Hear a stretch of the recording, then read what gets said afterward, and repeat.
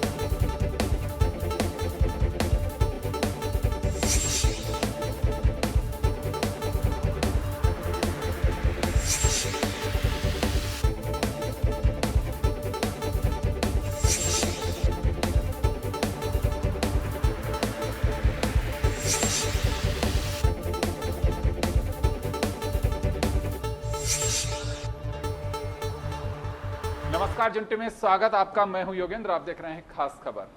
खास खबर में हम बात करेंगे, राहुल गांधी ने एक बार फिर आरोप लगाया है कि वोट चोरी हो रही है। उन्होंने कुछ उदाहरण भी पेश किए हैं जिनके जरिए आरोप लगाया है कि मोबाइल ऐप के जरिए वोट डिलीट किए गए हैं और महाराष्ट्र में नाम बढ़ाए गए हैं। 2 विधानसभा क्षेत्रों का, पहले बेंगलोर के महादेव नगर और अब महाराष्ट्र और कर्नाटक, दोनों जगह का कलबुर्गी जिले के आलंद सीट का उन्होंने जिक्र किया, जहां 6018 मत हटाए गए हैं। और महाराष्ट्र के चंद्रपुर में राजाराव विधानसभा क्षेत्र में 6,850 जोड़े गए हैं। कांग्रेस का आरोप है कि महाराष्ट्र में बड़ी संख्या में मतदाताओं को जोड़ा गया है और जहां कांग्रेस का विपक्षी दलों का मतदाता उनके नाम अपने सिस्टम से डिलीट कर रहे हैं।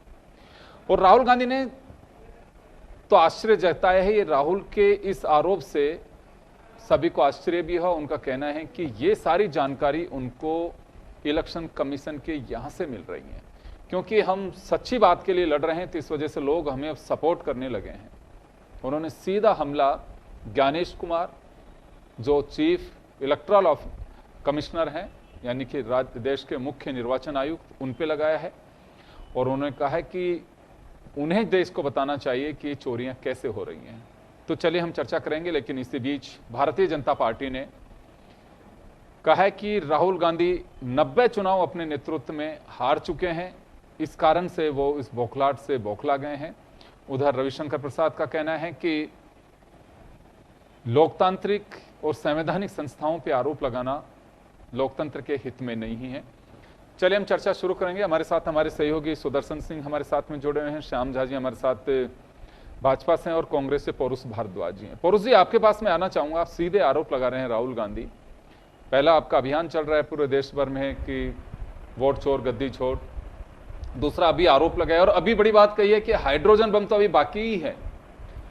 तो क्या उधर ज्ञानेश कुमार का कहना है कि उन्हें शपथ पत्र देना चाहिए राहुल गांधी को?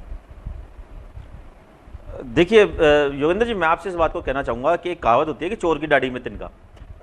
विपक्ष के नाते ही नहीं, बल्कि मैं तो कहता हूँ आम नागरिक के नाते, आम आदमी को, या फिर प्रेस मीडिया के नाते आप लोगों को भी, यदि सरकार की किसी भी तंत्र के ऊपर यदि हमें लगता है कि कुछ या जानबूझ के गलत किया जा रहा है या फिर अनजाने में भी गलत हो गया, अनियमितता हम जिसके लिए शब्द काम में लेते हैं, तो यदि हम कोई मांग उठाते हैं तो सरकार होने के नाते सरकार का फर्ज ये बनता है कि सरकार तुरंत उस पर जांच करवाए। और हम जिस संबंधित तंत्र पे या जिस संबंधित विभाग पे हम लोग आरोप लगा रहे हैं, तो उसका भी फर्ज बनता है कि भाई वो अपने इंटरनल सिस्टम की जांच कराए। और जांच करने के बाद यदि पाया जाता है कि भाई शिकायतों में दम नहीं है, तो वो आके कह सकते हैं कि साहब देखो, आपने शिकायत की थी, आपने ये फैक्ट्स हमारे सामने रखे थे, और उसके बाद जो हमने जांच कराई और उसके बाद में आपके आरोप जो है झूठे निकले। अब आप देखिए कि पिछले राहुल गांधी जी की जो पिछली 7 अगस्त वाली जो प्रेस कॉन्फ्रेंस थी, उसमें उन्होंने बाकायदा कर्नाटक की एक महादेवपुरा सीट थी, उसका उन्होंने उदाहरण दिया।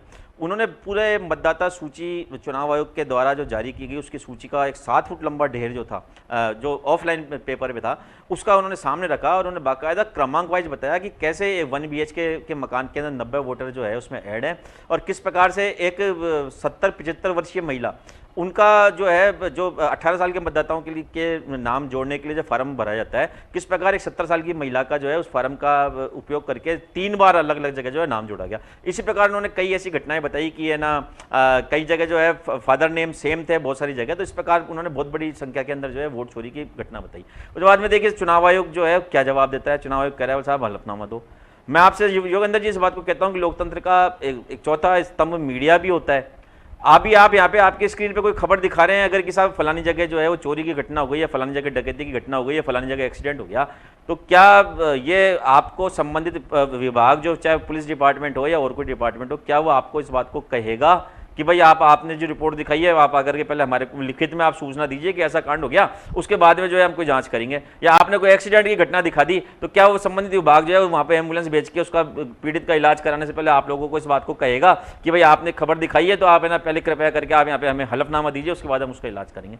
कैसी बचकानी बातें चुनाव आयोग के द्वारा की गई, मुझे बताइए। और सबसे बड़ी बात, हमने तो चुनाव आयोग पर आरोप लगाया, मुझे बात समझ में आई कि भारतीय जनता पार्टी के पेट में दर्द क्यों होता है। और दूसरी बात देखिए, इनकी जो कहते हैं कि घुमा फिरा के दर्द क्यों हो रहा है वो श्याम झा साहब बताएंगे। श्याम जी, आरोप सामने हैं और ये आरोप अगस्त से चल रहे हैं। राहुल गांधी ने एक बार फिर आरोप जो लगाए हैं, उनका ये कहना है कि मैं देश का नागरिक हूं, संवैधानिक और लोकतंत्र से जुड़ी जो संस्था है उनका मैं रेस्पेक्ट करता हूं, मैं ऐसा कोई भी चीज सामने नहीं लेकर के आऊंगा जिसकी वजह से हमारे संवैधानिक ढांचे पे कोई असर आए। और मैं जो कह रहा हूं बड़ी ईमानदारी के साथ में और उसके साथ में कह रहा हूं, ये दावा किया उन्होंने। और मुझे जो जानकारी मिली है, ये फिलहाल जानकारी इलेक्शन कमीशन के ही लोगों ने मुझे दी है।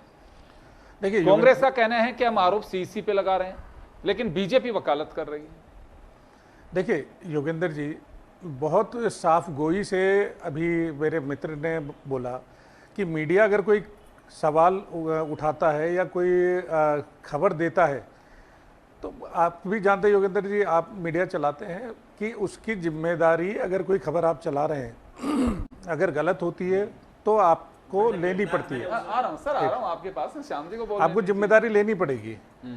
कोई व्यक्ति विशेष जो 10 बार कोर्टों में जाकर के 10 बार माफी मांग चुके हैं, अलग अलग कोर्टों में, एक कोर्ट में नहीं, दिल्ली, आसाम, झारखंड, गुजरात, और सवाल उठाने की बात अगर करें संवैधानिक संगठनों, संस्थाओं पे, ईडी, सीबीआई, आर्मी, और उसके बाद आप क्या बोलते हैं, न्यायपालिका, इलेक्शन कमीशन, कोई ऐसी संवैधानिक संस्था बची नहीं जिस पे उन्होंने आरोप ना लगाए हों और सवाल ना उठाए हों। तो आप अगर कोई बात कह रहे हैं, जब आप कुछ बोल के बार बार अगर आप माफ़ी मांग ले रहे हैं, तो आपके कोई भी अगर सवाल हैं, आप उसके सबूत के साथ आप हलफनामा देंगे तो ही आपको गंभीरता से लिया जाएगा ना, नहीं तो आप तो फिर 10 दिन बाद जाके माफ़ी मांग लेंगे।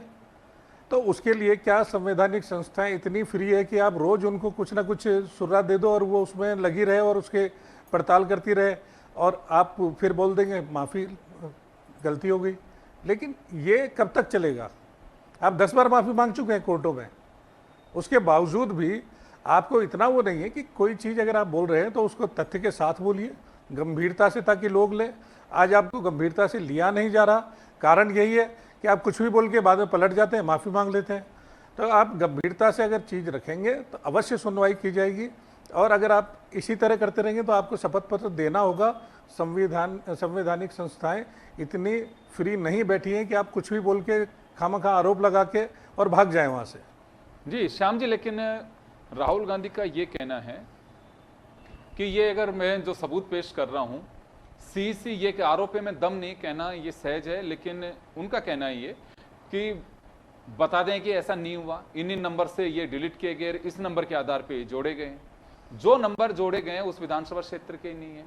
एक नंबर का कांग्रेस ने ऐसे का कि मैं किसी मीडिया के उससे रिपोर्ट देख रहा था, वो नंबर उत्तर प्रदेश का है। देखिए योगेंद्र जी, मैं कह रहा हूं अगर आप बिल्कुल सही हैं तो आपको शपथ पत्र देने में आपत्ति क्या है? आप ठोक के दीजिए शपथ पत्र की, हाँ मैं जिम्मेदारी लेता हूं, मैंने जो जानकारी दी है सही है, उसका जिम्मेदार मैं हूं। अगर आपको इतना कॉन्फिडेंस है तो दीजिए ना, आगे बढ़िए। आप उससे डर क्यों रहे? डर इसीलिए रहे हैं क्योंकि आप केवल और केवल झूठ का सहारा लेकर के, और मुझे लगता है कि फिर ये पीछे भाग जाने वाली घटना ये दोबारा करने वाले हैं। तो आप अगर सच के साथ हैं और आपको लगता है कि आप बिल्कुल सही है तो दीजिए शपथ पत्र, आगे बढ़िए, आपका ही नाम होगा। चलिए इसका जवाब तो अभी पौरुष भारद्वाज साहब देंगे। पौरुष जी, बीजेपी कहती है कि शपथ पत्र देना चाहिए क्योंकि राहुल गांधी हर बार मुकर जाते हैं और फिर माफी मांग लेते हैं। कि जो शपथ पत्र जो मैं धारा इस समय दिमाग से उतर रही है, चुनाव आयोग ने शपथ पत्र जिस धारा के तहत मांगा है, जिस संविधान के इस आर्टिकल के तहत मांगा है, 1967 का शायद कानून था और उसका कोई आर्टिकल है, मैं उसका नाम, उसके संख्या मैं अभी भूल रहा हूँ। देखिए उस धारा में शपथ पत्र जब दिया जाता है कि जैसे आपको पता है कि चुनाव आयोग जो है वो हर साल नए मतदाता जोड़ने का और हटाने का काम करता है। उसके अंदर यदि किसी मतदाता का नाम गलती से काट दिया गया तो ऐसी स्थिति में जब जाकर के जब एक उसकी पुनरीक्षण जो ड्राफ्ट होता है चुनाव आयोग जब सामने देता है फाइनल सूची प्रकाशित करने से पहले, और अगर उसमें किसी व्यक्ति का नाम छूट जाता है तो वो व्यक्ति जो है वो उस शपथ पत्र के तहत जो चुनाव आयोग द्वारा राहुल गांधी जी से मांगा जा रहा है उसके तहत जो है वो व्यक्ति शपथ पत्र देता है कि साहब मैं यहाँ का मतदाता हूँ और मैं सशपथ बयान करता हूँ कि मेरा नाम आपके तंत्र के द्वारा गलत काटा गया और मेरा नाम जो है वापस ऐड किया जाए। तो मुझे बताइए कि एक संवैधानिक संस्था जो है उसको क्या इतना सा नहीं पता? दूसरी बात, इसी बात को 2 पूर्व चुनाव आयोग कह चुके हैं इस बात को कि जो शपथ पत्र जो वर्तमान ज्ञानेश कुमार जी के द्वारा मांगा जा रहा है वो गलत मांगा जा रहा है, चुनाव आयोग के नियमों में ऐसा कोई प्रावधान नहीं। दूसरी बात, हम इस बात को भी कहना चाहेंगे कि देखिए अब जब हम बात करते हैं, पिछली बार हमने बात की थी मतदाताओं के नाम फर्जी नाम जोड़ने के हटाने की, तो यही मामला जब SIR के रूप में सुप्रीम कोर्ट में गया तो सुप्रीम कोर्ट ने भी तो इस बात को कहा ना चुनाव आयोग को कि भाई आपने जो 55 लाख नाम हटा दिए तो आपको उसकी सूची सार्वजनिक क्यों नहीं करनी चाहिए। मुझे योगेंद्र जी मुझे बताइए, हमारे राजस्थान में अगर ऐसा यार चल रहा है और क्या पता मेरा नाम काट दिया होगा या क्या पता आपका नाम काट दिया होगा या रखा होगा, तो क्या उसको सूची को सार्वजनिक नहीं होना चाहिए कि चुनाव आयोग ने जो जो नाम जो है उसको क्वालिफाई कर लिए उनकी नामों की सूची ये रही, और अगर उन नामों की सूची आप नहीं लगा रहे मतदाता उस पर बूथ के ऊपर तो आप उन नामों की सूची लगाएं, तो आपको बार बार फटकार का सामना क्यों करना पड़ रहा है। और आप देखिए चुनाव आयोग किस हद तक किस बेशर्मी पे उतर गया। आपको ध्यान होगा कि अभी चुनाव आयोग ने पिछली जो तारीख थी उसमें जो है सुप्रीम कोर्ट तक को कह दिया कि साहब हमारी प्रक्रिया के अंदर जो है आप भी इंटरफेयर जो है सोच समझ के कीजिए। तो मैं आपसे इस बात को कहना चाहूंगा। और शपथ पत्र की बात जहां तक रही तो मैंने आपको जो चीज कही, जैसे कि अभी इन्होंने मेरी बात को गलत तरीके से इंटरप्रिटेशन कर दिया आपके सामने, मैं आपसे इस बात को कह रहा हूं कि आपने यहाँ पे रिपोर्ट दिखाई कि साहब फलाने रोड पे जो है भीषण दुर्घटना, आपने ये चीज कर दी तो भीषण दुर्घटना हुई ना रोड पे, आपकी स्क्रीन नहीं पाई, तो क्या स्वास्थ्य विभाग एम्बुलेंस मंगाने से पहले आपसे कहेगा कि भाई आप शपथ पत्र दीजिए इस बात को।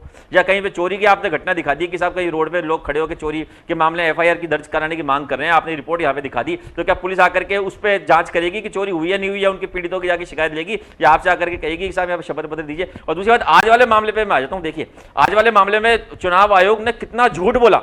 सबसे बड़ी बात ये चोर की दाढ़ी में तिनका क्या होता है मैं बताना चाहता हूं। चुनाव आयोग ने इस बात को कही, बोले साहब ऑनलाइन जो है वो डिलीटेशन की हमारे यहाँ प्रक्रिया ही नहीं है।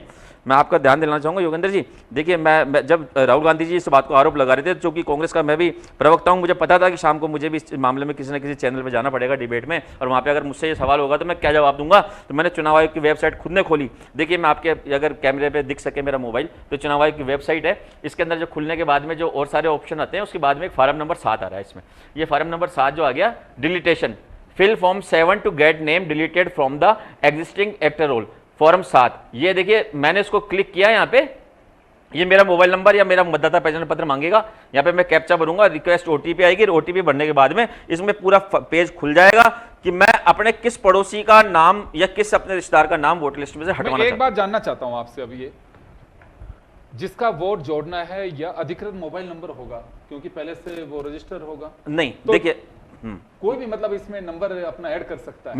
मैं आपको अगर आप मुझे 2 मिनट देंगे, मेरा डिलीट मत कर देना। नहीं मैं आपका डिलीट नहीं कर रहा, मैं आपको एक उदाहरण के लिए कह रहा हूं। मैं इसमें जैसे मोबाइल नंबर ये मांग रहा है, इस पे ये मैंने मेरा मोबाइल नंबर डाल दिया इसमें, है ना, नंबर कोई भी डाल सकता है, आप किसी को ये थोड़ा ना पता है कि पौरुष भारद्वाज कहेगी, ये तो कहीं वेरीफाई हो ही नहीं रहा कि पौरुष भारद्वाज कहेगा। आप ओटीपी से कंफर्म कर दीजिए। अब मैं इसको ओटीपी से कंफर्म कर दूंगा, उसके बाद फार्म खुल जाएगा, और फार्म खुलने के बाद में मैं अपने आप को योगेंद्र शर्मा जी का जो भी आपका पड़ोसी जो भी होगा, जो नाम होगा आपका, मैंने मतदाता सूची पहले देखी होगी, मैं अपने आप को वो यहाँ पे भर करके, और मैं जो मुझे जिसका नाम कटवाना है मैं वहां पे योगेंद्र शर्मा जी का नाम लिख दूंगा। आपकी चूंकि मुझे आपका नाम दुर्भावनापूर्वक कटवाना है, आपकी मतदाता सूची क्रमांक पता होगा। लेकिन मैं एक बात जानना चाहूंगा, रिकॉर्ड में वो नाम जिस नंबर से आप डिलीट कर रहे हो रिकॉर्ड में आएगा नंबर?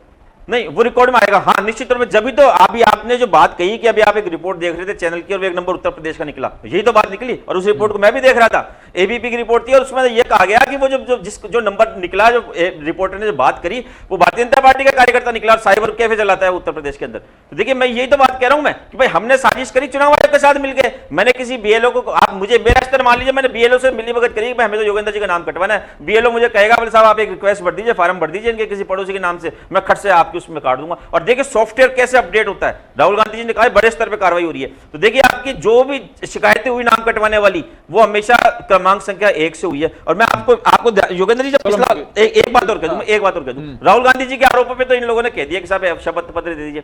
मैंने पिछले जब ये 7 अगस्त वाली प्रेस कॉन्फ्रेंस थी, मैं शायद आपके यहाँ भी आया था और अन्य चैनलों पर मैं गया था इस मामले में, मैंने खुद ने मेरे खुद के व्यक्तिगत शोध से मैंने घटना निकाली, कोटा क्षेत्र का, कोटा लोकसभा क्षेत्र का पीपलदा विधानसभा क्षेत्र था। अब देखिए जो नंबर वाला गेम होता है कैसे होता है कि सॉफ्टवेयर में आपको जो है नंबर अपलोड करना पड़ता है रैंडमली कोई भी नंबर, और फिर आप उसी पैटर्न पे आप हमेशा काम करते हैं, खास करके जब आप चोरी कर रहे हो। तो देखिए यहाँ पे बूथ संख्या 9 है, वहां पे पीपलदा विधानसभा क्षेत्र का बूथ नंबर 9। अब वहां पर जो है 9 नंबर बूथ नंबर है, तो खट से मकान नंबर भी 9 ही पकड़ लिया गया, मकान नंबर 9 आ गया। अब उसके बाद देखिए वहां पे 90 मतदाता, यानी बूथ संख्या 9 का मकान नंबर 9 के अंदर 90 मतदाता। अब आप सोचिए क्या सीक्वेंस सेट के, एक मकान में 90 मतदाता, जो वहां पे कुल सबूत में मतदाता है 583, उसमें से 90 वोटर जो है 18% वोटर एक मकान में जोड़ दिया। और आपको बताऊं एक फोरंती बाई नाम की महिला है वहां पे क्रमांक संख्या 100 पे भी उस फोरंती बाई का नाम दर्ज है, और क्रमांक संख्या 95 पे भी उसी फोरंती बाई का नाम दर्ज है, और क्रमांक संख्या 105 पे भी फोरंती बाई का नाम दर्ज है। और मैंने तो बाकायदा चैनलों पर बैठ के चैलेंज किया, मैंने कहा कि भाई मेरे या इस वर्तमान कार्यक्रम के माध्यम से जो चुनाव आयोग का व्यक्ति मुझे सुन रहा हो, भारतीय जनता पार्टी का कोई व्यक्ति मुझे सुन रहा हूं, जांच करा लो मेरे आरोप की, और अगर मेरा आरोप गलत हो तो करो मेरे खिलाफ कार्रवाई जो करनी है। मैं आपको इसी बात को कहना चाहूंगा, चुनाव आयोग के तो डेटाज है ना सारे, जो नाम हटे वो भी चुनाव आयोग का डेटा है, जो नाम जुड़े वो भी चुनाव आयोग का डेटा है। चलिए मैं जवाब दिलाता हूं श्याम जी से अभी। श्याम जी, ये कहा जाता है, कुछ पूर्व चुनाव आयुक्तों ने भी कहा कि हमें अधिकार है कि स्व प्रसंज्ञान में हम ले सकते हैं, शपथ पत्र की कोई आवश्यकता नहीं अगर आप जांच करते हैं इसमें। तो कहा भी ये कईयों ने, आप लोगों ने ही पढ़ा होगा काफी समाचार पत्रों में, क्योंकि पूर्ववर्ती उनके भी कई लोगों के विचार लिए गए थे कि इस तरह से राहुल गांधी ने अगस्त में जब आरोप लगाए गए थे तो क्या स्वतः इसका प्रसंज्ञान लिया जा सकता है। तो उन्होंने कहा कि हाँ बिल्कुल ले सकते हैं, हमें अधिकार है ये, और वो ले सकते हैं अगर चाहेंगे तो, लेकिन वो लिए नहीं है। वो शोध पे ही सारा कुछ चल रहा है, वो शपथ पत्र पे ही चल रहा है कि शपथ पत्र दें। अब वो शपथ पत्र राहुल गांधी देते नहीं है। तो क्या लगता है, लेकिन वाकई अभी ये केवल बस झूठ और सच में ही उलझा रहेगा कि वाकई इसकी जांच होनी चाहिए? देखिए योगेंद्र जी, आपने जो बात कही बिल्कुल सही है, स्वविवेक से संज्ञान लिया जा सकता है, लेकिन आप मुझे ये बताएं, कोई ऐसा व्यक्ति जो कोर्टों में जा के माफ़ी मांग लेता है खुद के कहे हुए शब्दों के हिसाब से, तो उसकी कितनी बार उस व्यक्ति विशेष की हम बातों को लेकर के संज्ञान लेते रहे और उसमें उलझे रहें। इसके लिए आपको अगर शपथ पत्र देने में क्या आपत्ति है, मैं तो ये जानना चाहता हूं, अगर आप इतने कॉन्फिडेंट हैं तो ये भी तो देश के सामने आना चाहिए कि राहुल गांधी जी देखिए शपथ पत्र देने के बाद जीत के आए और उन्होंने चुनाव आयोग को गलत साबित करके दिखाया, पूरे देश के सामने आना चाहिए। तो अगर वो इतनी बार धोखा कर चुके हैं तो इसलिए विश्वास नहीं है, इसलिए स्वविवेक से संज्ञान नहीं लिया जा रहा। आप शपथ पत्र दीजिए, मैं आपको विश्वास दिला रहा हूँ आपके चैनल के सामने बैठ के कि अगर वो शपथ पत्र देते हैं निश्चित उसकी सारी विवेचना की जाएगी और उसका जो भी खाका आएगा सामने पेश किया जाएगा, जनता के सामने लाया जाएगा। जी सुदर्शन, आपके पास में आना चाहूंगा मैं। लगातार इस तरह के आरोप और सीधे सीधे सीईसी पे आरोप लगाए जा रहे हैं, चीफ इलेक्शन कमीशन पे, ज्ञानेश कुमार पे, और राहुल गांधी कह रहे हैं कि वो संरक्षित कर रहे हैं, संरक्षण कर रहे हैं जो लोग वोट चोरी कर रहे हैं उनका। और पूर्व चुनाव आयुक्त कई जो है उनसे, जैसे कुछ मीडिया रिपोर्ट्स में पढ़ रहा था, साइट्स पे भी हैं, उनका कहना है कि ज्ञानेश कुमार खुद या चुनाव आयुक्त कोई भी संज्ञान ले सकता है, शपथ पत्र की आवश्यकता नहीं है। तो क्या वाकई इसमें दूध का दूध पानी का पानी होना चाहिए, या फिर एक ही तरफ ये सारी बातें चलेंगी, राहुल गांधी आरोप लगाते रहेंगे? एक साख पे तो असर आता है कमीशन के पे। बिल्कुल योगेंद्र जी सर, आपने बिल्कुल ठीक कहा है। ये बात यहाँ पर निकल कर सामने आती है और सही भी है, क्योंकि जिस तरीके से बीजेपी कह रही है कि पहले जिस तरीके के मामले सामने आए हैं, राहुल गांधी को माफ़ी मांगनी पड़ रही है, तो इसलिए ये शपथ पत्र की बात यहाँ पर कही जा रही है। और कहीं ना कहीं उनकी जो बात है उसमें ये जो दावा है इसमें कहीं ना कहीं लगता भी है कि क्योंकि पहले इस तरह के इंसिडेंट हो गए तो शायद उनको देना चाहिए। लेकिन बड़ी बात यहाँ पर योगेंद्र जी ये है कि ये जो मामला है ये काफ़ी गंभीर मामला है। इससे पहले भी जब राहुल गांधी ने प्रेस कॉन्फ्रेंस की थी, उसके बाद कुछ दिनों की नानुपुर के बाद में चुनाव आयोग को ये मानना पड़ा था कि हाँ गलती से कुछ नाम हट गए हैं। और इस बार कि अगर हम यहाँ पर बात करें तो ये बात तो अभी क्लियर नहीं है कि मोबाइल से हट सकता है या नहीं हट सकता है, क्योंकि जिस तरीके से इलेक्शन कमीशन का ये कहना है कि ये नहीं हो सकता, लेकिन कांग्रेस का कहना है कि ये हो सकता है।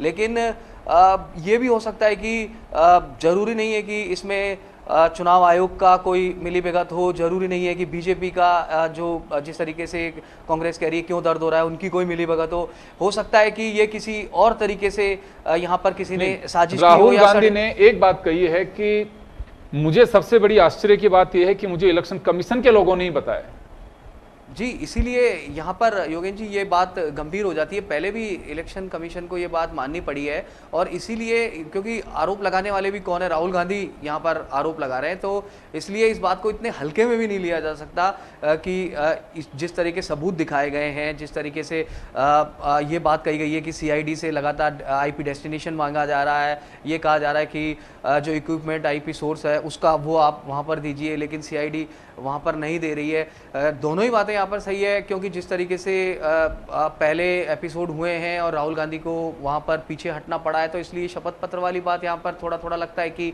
बार बार ऐसा नहीं होना चाहिए जिस तरीके से बीजेपी कह रही है। लेकिन बात यहाँ पर ये बहुत बड़ी है, पहले भी इलेक्शन कमीशन ने माना है कि कुछ नाम गलती से हट गए थे और इस बार भी राहुल गांधी ने आरोप लगाए। ये भी हम योगेन जी एक बात यहाँ पर कहना चाहेंगे कि जिस कर्नाटक विधानसभा सीट की बात हो रही है वहाँ पर 2018 में बीजेपी के कैंडिडेट जीते थे और जब ये गड़बड़ी हुई उसके बाद में कांग्रेस के कैंडिडेट जीत गए। तो क्या कांग्रेस ने गड़बड़ी कराई है? लेकिन गड़बड़ी कहीं ना कहीं यहाँ पर हुई है, हो सकती है, हो सकता है नहीं हुई हो, लेकिन यहाँ पर जाँच कराना बनता है ये यहाँ पर।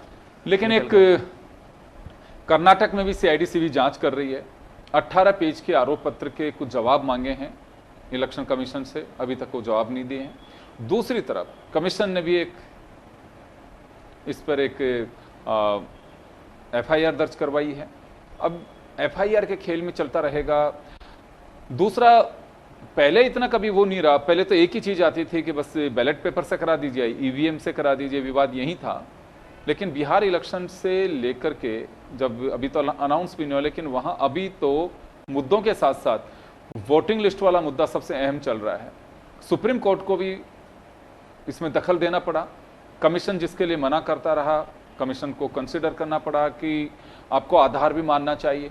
आधार को लेकर यह भी कहना होगा कि हर योजना में आधार चाहिए। आपके पैन कार्ड को आधार से जोड़ा जा रहा है, तो वोटिंग लिस्ट को भी जोड़ने में दिक्कत क्या है? कमीशन का ये आर्ग्यू भी किसी के जम नहीं रहा। मैं एक आम चर्चा पब्लिक की बता रहा हूं कि ये क्यों आधार नहीं माना जा सकता। फिर कमीशन का यह कहना कि हमारे बीच में हम एक स्वायत्त संस्था हैं और हमें बाध्य नहीं है कि हम सुप्रीम कोर्ट की बात माने। मैं सुदर्शन यहां जानना चाहूंगा, पहले इस तरह का कोई जवाब कभी आया नहीं किसी संस्था का? सुप्रीम कोर्ट को ही जवाब दे रहा है कमीशन कि हम बाध्य नहीं आपको जवाब दें।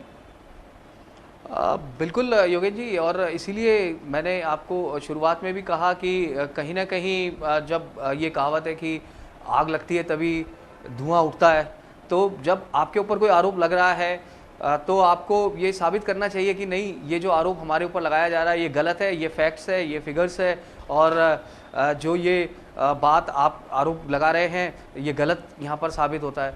तो ये यहाँ पर अगर लेकिन अब होना क्या चाहिए?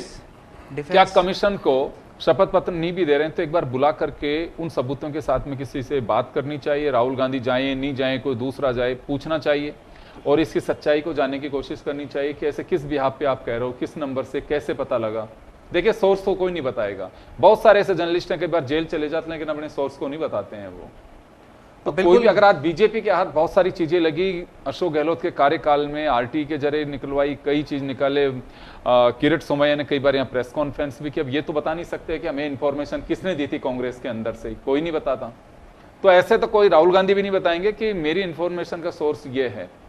तो यहाँ क्या लगता है आपको कि एक बार बुला करके चर्चा जरूर करनी चाहिए? बिल्कुल योगेश जी, चर्चा जरूर करनी चाहिए। राहुल गांधी ने आरोप लगाया है, पहले भी जब आरोप लगाया था उसके बाद इलेक्शन कमीशन ने कुछ दिन के बाद ये माना था कि हाँ, कुछ वोट जो है वो गलती से कट गए हैं, पूरी गलती अपनी कोई नहीं मानता है। हाँ। लेकिन यहाँ पर भी ये जरूर बनता है कि बुलाकर वहाँ पर बात करनी चाहिए। लेकिन जिस तरीके से पहले की यहाँ पर बातें सामने आ रही है और राहुल गांधी को जिस तरीके से बीजेपी कह रही है कि अलग अलग कोर्ट्स में जाके माफ़ी मांगनी पड़ी है, अलग अलग जगह जाके माफ़ी मांगनी पड़ी है, इसलिए ये भी यहाँ पर जो बीजेपी का तर्क है ये भी यहाँ कहीं ना कहीं मजबूत हो जाता है कि उनको हलफनामा भी देना चाहिए। चलिए श्याम जी, आपके पास में आना चाहता हूँ कि अभी लगातार आरोप और राहुल गांधी कहना है कि अभी तो हाइड्रोजन बम तो बाकी ही है। तो जिन चीज़ों को लेकर के आरोप लगा रहे हैं, ज्ञानेश कुमार सुने नहीं सुने, लेकिन कमीशन में से किसी को बुला करके, कांग्रेस के जो भी कमेटी के लोग हैं उनको बुला के बात करना चाहिए। क्योंकि देखिए, बहुत सारी संस्था ऐसी होती हैं कि अगर इस तरह के आरोप लगते हैं तो उनको बुला करके कहते हैं कि भाई आप सबूत दीजिए, किस तरह से वो सबूत देने को तैयार हैं। देखिए, अभी मेरे जो मित्र हैं, वरिष्ठ पत्रकार हैं, इन्होंने जो बात कही, छोटी मोटी त्रुटियां मैं मानता हूं, चाहे कांग्रेस की सरकार रही हो चाहे भाजपा की सरकार रही हो, जो लिस्ट, वोटर लिस्ट बनती है उसमें छोटी मोटी त्रुटियां होती है। इसीलिए 5-6 महीने पहले वोटर लिस्ट प्रकाशित की जाती है। पार्टियों के बीएलओ होते हैं, कांग्रेस के भी होते हैं और भाजपा के भी होते हैं। वो उसमें अपने क्षेत्र के नामों की समीक्षा करते हैं कि कौन सा नाम जुड़ना बाकी रह गया या कौन सा गलती से कटा है, तो उसकी समीक्षा करके उसको दिया जाता है और उसको दोबारा ठीक किया जाता है। तो इसमें इतना गंभीर, छोटी मोटी त्रुटियों को लेकर के गंभीर मामला नहीं मान सकते। हाँ, आज जो इन्होंने बात उठाई कि 2023 में वहाँ कांग्रेस की सरकार बनी, तो क्या कांग्रेस ने वहाँ पे किया था जो उन्हें इस चीज़ों को ज़्यादा अनुभव है और पता है कि ऐसे ऐसे कर सकते हैं? तो या तो राहुल गांधी जी खुद बताएं कि हमने कर्नाटक में क्या खेल किया था। तो कांग्रेस का विधायक जीता था, उस जिस सीट की उन्होंने बात उठाई है वही मैं कह रहा हूँ। तो राहुल गांधी जी बताएं कि क्या खेल करना जानते हैं, वो कैसे किया जाता है, क्योंकि वो विदेशों में खूब जाते हैं, सीख के आते हैं, अच्छा ज्ञान मिला हुआ है उन्हें कि क्या क्या काम किस प्रकार से गलती से किया जाता है, गलत काम किया जाता है। तो बात केवल और केवल इतनी है कि आप बार बार देश को गुमराह करके माफ़ी मांग के भाग नहीं सकते। अगर आप समय खराब करेंगे संवैधानिक संस्थाओं को तो आपको शपथ पत्र चलिए, मैं देना ही माफी चाहूंगा, चाहिए। मैं 30 सेकंड में, सर मेरा समय हो चुका है उसे बोल- देखिए, मैं इस बात को कहना चाहूंगा कि भारतीय जनता पार्टी के जिस प्रकार से चुनाव आयोग पे आरोप लगाए जाने से पेट में दर्द हो रहा है, असली आपत्ति और असली मिलीभगत की जो दिक्कत है वो हमें यहीं पर ही है। देखिए, कोई भी सामान्य सी संस्था के ऊपर भी अगर कोई आरोप लगता है तो जांच हो जानी चाहिए ना, कहाँ दिक्कत आ रही है। चलिए, माफी चाहूंगा सर, आपकी भी बात आ गई, आपकी भी बात आ गई। तो चलिए, खास खबर में केवल जन टीवी नहीं, तमाम उस पे, क्योंकि जब राहुल गांधी इस मैटर को लेके आए और उन्होंने कहा है कि अभी तो हाइड्रोजन बम बाकी है, उन्होंने यह भी बात कह करके सबको आश्चर्यचकित कर दिया कि मुझे जो इंफॉर्मेशन मिल रही है कमीशन के अंदर से ही मिल रही है। अब क्या होता है, क्या कमीशन को बुला करके कांग्रेस के साथ बात करनी चाहिए कि हमें सबूत पेश करिए, या केवल ये खेल चलता रहेगा कि हम FIR दर्ज कराते हैं, हमें शपथ पत्र देना चाहिए। कमीशन चाहे तो स्वतंत्र है, वो बुला करके बात भी कर सकता है, बिना शपथ पत्र के खुद भी संज्ञान ले सकता है। अब क्योंकि पर्टिकुलर सीट जगह वो बता करके दे रहे हैं, तो एक बार बात जरूर करनी चाहिए कि क्या। लेकिन अगर ये कहें कि पहले भी यू टर्न हुआ है, तो मुझे लगता है कि फिर ये जब तक इलेक्शन होंगे तब तक इसी तरह से चलेंगे और कमीशन के साख पे जरूर इसका असर पड़ेगा, क्योंकि उन्हें अपनी छवि को पाक साफ रखना चाहिए। पार्टियां किसी की भी हों, गवर्नमेंट किसी की भी आती है, वो लोकतंत्र के एक स्थायी संस्था है, स्थापित संस्था है, जिसको बचाए रखने का धर्म होना चाहिए। आप सभी का बहुत बहुत शुक्रिया। खास खबर में इतना ही, दीजिए इजाजत, नमस्कार।